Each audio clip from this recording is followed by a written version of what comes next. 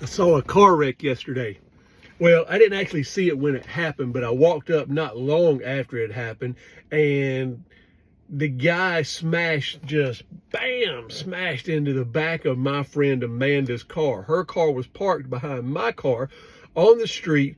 The guy said he dropped his phone, leaned down to pick up his phone, and when he did, the car just veered over to the side where the cars were parked on the street. He just goes bam, 35, 40 miles an hour right into the back of my friend Amanda's car.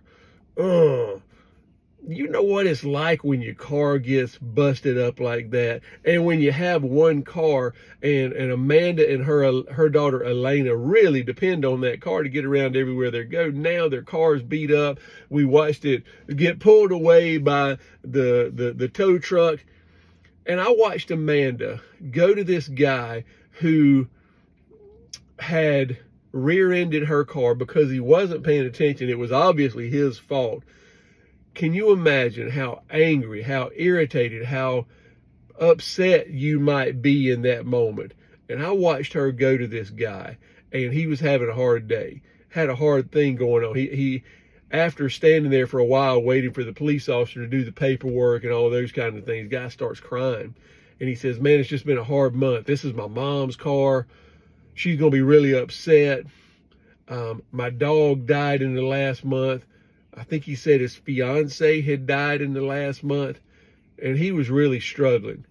And as upset as Amanda could have been, I watched the love of Jesus come through that lady as she stood there and just talked to this guy and encouraged him. She never said a kind word, never gave him a sideways glance, just kind of shook it all off. "Listen, buddy, it's going to be okay.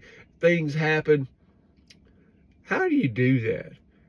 You can only do that, man, when you have a peace in your heart. When you have that relationship with Jesus where you're trusting in God to provide everything that you need.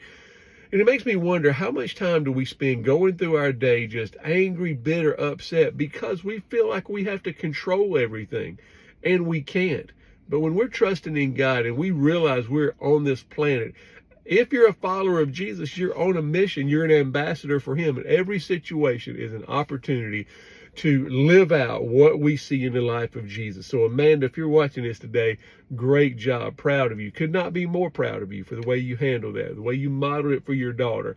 For the rest of us, let's try to be like Amanda today. Y'all have a great day. See you soon.